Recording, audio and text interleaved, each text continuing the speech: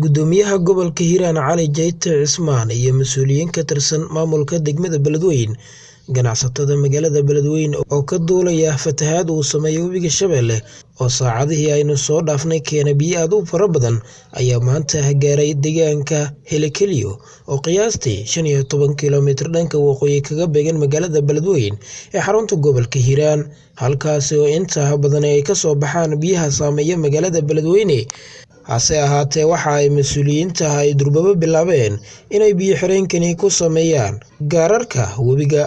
Gudoomiye Jayte iyo ganacsatada magaalada Beledweyne ayaa iska kaashanaya xiridda goobaha halista ah ee uu ka fataho webiga Shabeelle, iyagoo maalmihii la soo dhaafay bulshada ku dhaqan magaalada Beledweyne iyo shacabka ku agdhow gidaarka webiga looga digayay inay ka fogaadaan.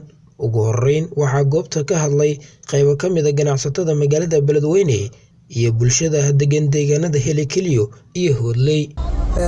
kanaalkii ugu horeeyay oo la yiraahdo Helekeliyo oo ugu badan oo ah midka ugu badan oo magaalada dhinaca maarayta xaafadda la yiraahdo xawad Kooshin gaar ahaan deegaanka ku tiimbo biyo saa'ido sii jiray iyadoo aanba biyaha weyn fatahaadna soo gaarin ayaa waxaan go'aansan inaan kaliyaas wax ka qabanno. Ilaahay subhanahu wa ta'ala waa nagu guuleeyay in hawshaas bilowno. waxaan Ilaahay ka rajaynaynaa inay guul noogu dhamaato. annagoo ah ganacsatada gobolka iyo maamulkii maanta waxaan wax qabad ka bilownay biyihii soo dhawaaday laamigeeda Helekeliyo. waxaan xiriirnaa kanaalkii ugu weynaa insha Allah ta'ala.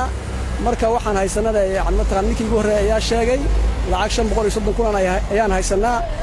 dawladda federaalka iyo ummadda Soomaaliyeed waxaan ka codsanaynaa in shaqadan waa balaaran tahay ciidii wax la baxayso oo arintaan mataqaan waa arrin khayr ah waa soo dhaweynaa insha magacayda aadan Cabdulla saaxiib la yiraahdaa aadan Hoodley oo ku macnaheedu fatahaad biyaha meeshan waxaan ku qabnaa dhibaatooyin badan. waxaan hadda ku faraxsanahay oo hadda sida shaqada u socoto aad mid ugu faraxsanahay. waxaan taano dheer biyo xireenkan hadda meeshan ka socdo waa fatahaad ka hortagay.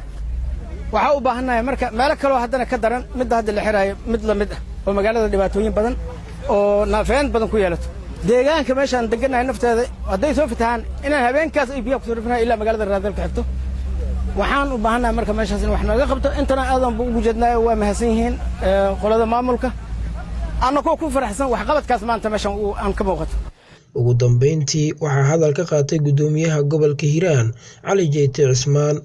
maanta haddana laba qaybood aan u kala duulnay.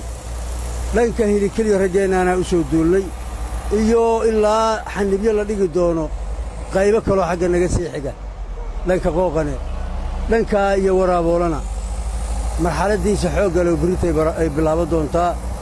waxaan leenahay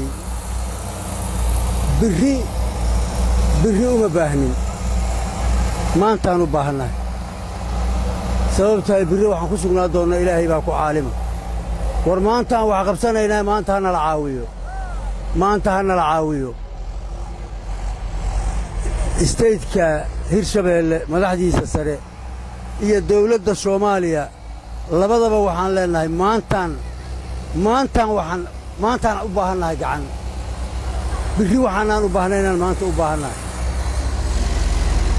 hay-adaha samafalka ee ka howlgala gobolka Hiiraan iyo kuwa kale deeq-bixiyayaasha meeshan waxaa ka soo socota xaalad bini'aadanimo waxaad birri i keeni doontaan macno nooma samaynayaan.